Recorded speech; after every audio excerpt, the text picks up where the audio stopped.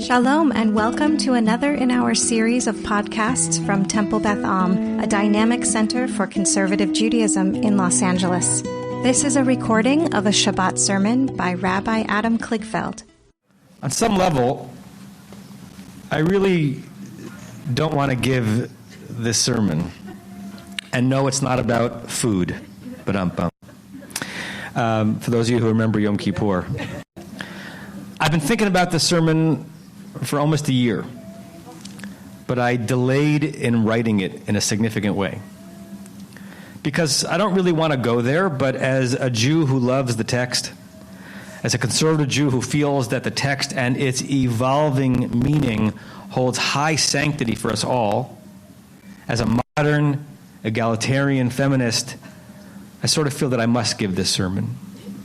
At least to begin a conversation, to break through some comfortable naivete, and then hopefully to build out some meaning on the other side of rupture. Let me start with this. In this week's Parsha, Vayera, we witness and we properly wince at a painful scene. When our matriarch, Sarah, after whom so many Jewish women have been named, convinces our patriarch, Abraham, after whom so many Jewish men have been named, to evict Abraham and Sarah's Amma, or handmaiden, Hagar, after whom no Jewish people that I know of or have heard of have been named. Why? Because Sarah is jealous of Hagar. Sarah thinks that Hagar's son Yishmael is taunting Sarah's beloved and long-waited-for son Isaac. And the story is almost a cautionary tale for what not to do in a family. Hagar's forced departure from Abraham's home and tent in the middle of our Parsha, when the only adult home that she knows becomes inhospitable to her, it contrasts poignantly with the pshat and the extended midrashim of Abraham's legendary and laudatory hachnasat orchim, his commitment to welcoming others in his home, exemplified in the beginning of the Parsha, when the three strangers arrive with news. We witness Hagar being kicked out. We witness them languishing in the wilderness, she and her son abandoned and alone and afraid, and all by the hands of our ancestral parents. And I will submit, this scene represents a sorrowful nadir in Hagar's life. But I will also submit that it is by far not the worst thing that happens to Hagar in the biblical narrative. Let me take a step back. I started conceiving of this sermon or a class I might give on the topic last fall.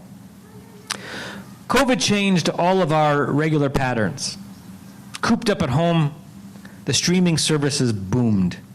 I hope you all bought stock in Netflix and Hulu and HBO in February 2020. I ended up binging a few shows, and one of them was Hulu's The Handmaid's Tale.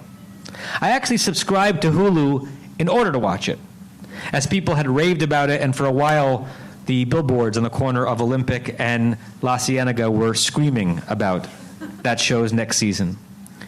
I had tried a few times over the years to read the book. Literature still beats media for me, at least for classics.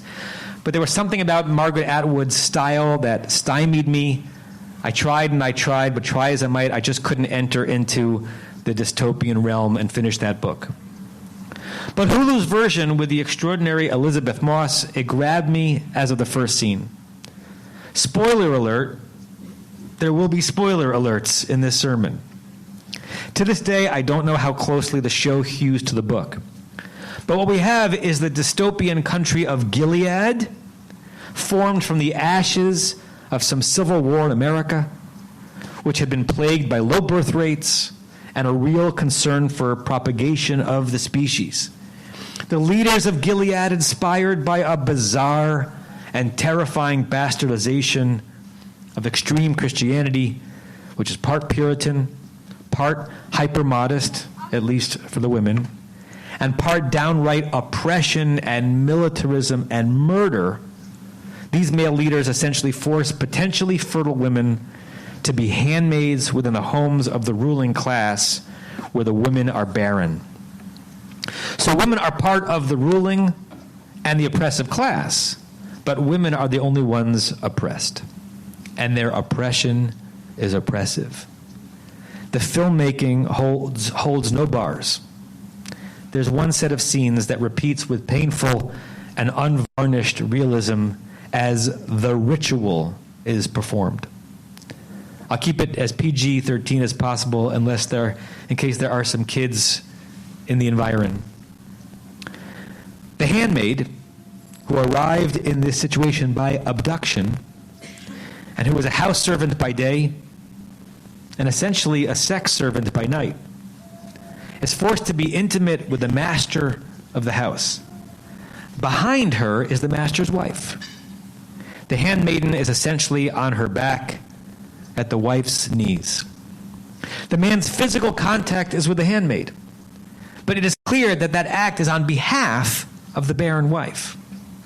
In the moment, he is attempting to biologically conceive a child via the handmaid in order to conceptually bear the child with his wife.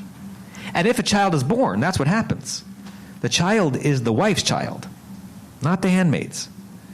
These scenes are done terribly well, pun intended. They are terrible. I watch these scenes as a TV binger, and I watch these scenes as a Torah lover, and a Breshit narrative fan, and a protector of our holy inherited tradition. And I wept. Because as I watched Elizabeth Moss's character in that scene, I saw her face, and I conjured others. I conjured Zilpah, handmaid to Leah, who wasn't even infertile. And I conjured Bilhah, handmaiden to the barren Rachel. And I conjured Hagar, handmaiden in place of Sarah. For decades in my life and study, these women were ancillary characters in a holy text, at times pitiable, as when Hagar is alone in the wilderness. But at least in my conscious mind, I never saw them for what they really were and what was really done to them. Even handmaid is a dastardly euphemistic English term for the reality of a Hebrew amah. That word amah is fascinatingly close to aim, to mother, which is what they were expected to be if the man's wife couldn't be.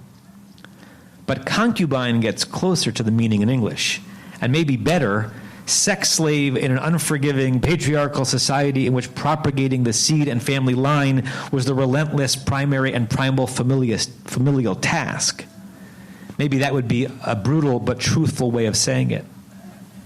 And so what was taking place in that scene in the TV show during the ritual? And what was really happening when Hagar lay with Abraham? I think we all know that that was the worst thing that happened to Hagar. I had a true panic attack when this hit me. How could I return to and teach and love and hold out as holy the book of Genesis and hold out as admirable our patriarchs and matriarchs with this ugliness peering out? It had always been there. I just had not seen it or chosen not to. And even the language of those relationships with the handmaid seems to be begging us to see it for exactly what it is. When Rachel, incensed with envy over her fertile sister Leah, tries another route to produce a child for this family, the Torah describes it like this. Vatomer, Rachel said, Hine amati Bilhah. Here, take my handmaid Bilhah. Bo eleha, come into her. Vateled al birkai, she will give birth on my knees. V'ibaneh gam anochi mimena, and I will be built up from her. Bilhah in this scene is a thing given by a woman to her husband. Her body offered for intimacy as an incubator of seed. Her womb but the family's child. It's a handmaid's tale indeed. And going back to Hagar, the language is similar.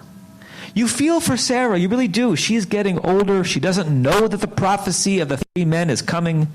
She doesn't know that she'll laugh in joy. She fears utter obsolescence in that society.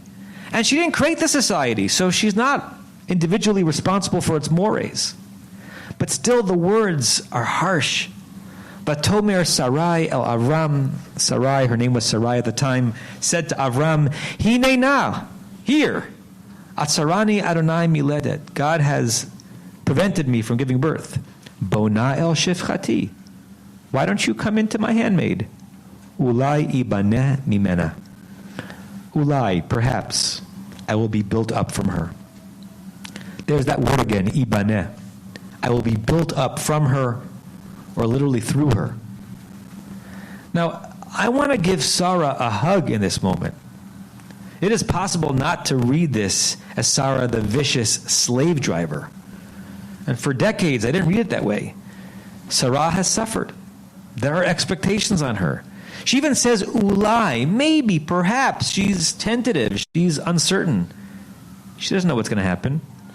And the Midrashim and the medieval commentaries, whose sense of societal mores are sort of in between the biblical ones and our more enlightened modern ones, they try to work through what is really being transacted in the moment. The word ibaneh can be related to build, boneh. Rashi reads it as a brutal assessment of conditions of women's value back then. When she says, I will be built from her, it means that, without a child, she's nothing, as if she doesn't exist and has built nothing in her life. And Rachel knew that, as before she gave a handmaid, she said to Jacob, who loved her so much, but how long would that love persist without a child? She says, if she cannot be a mother, az meta anochi, I am dead. That may not even be a metaphor. Sforno, an Italian commentator in the 16th century, seems to try to soften the moment, perhaps to keep our minds away from the handmaid's tale, as it were. He says, paraphrasing the Talmud, that the word ibaneh means that Sarah hoped that by giving Hagar to Avram, her own jealousy, Sarah's jealousy would increase, not decrease, but that somehow that increase of jealousy would stimulate her biology and allow her to conceive. So Hagar is still instrumentalized, she's still Dama. But at least in this reading, Sarah is doing it so that she herself can one day play the role that she has to first make Hagar play. It's not pretty, but it's a bit better. And Ibn Ezra, a Spanish commentator and grammarian, maybe gets to the truest truth of the word, linking ibaneh not to boneh, meaning build, but more simply to ben, meaning son. As if Sarah is crying to the heavens, I regret having to do this, but this is the only way that I can ibaneh, the only way that I can produce a son for this family. Now, Midrash is masterful, but there's only so much that Midrash can do in texts like this. Much has been written in scholarship and in sermonica about so-called terror texts in our tradition. Narratives such as these. The laws in Kitetse about executing a child who seems to be on a path to rebellion. Verses that criminalize, to the penalty of death, intimacies that our society views as potential avenues to holiness. The brutal death of the concubine in the book of Judges, chapter 19. Look it up if you can stomach it.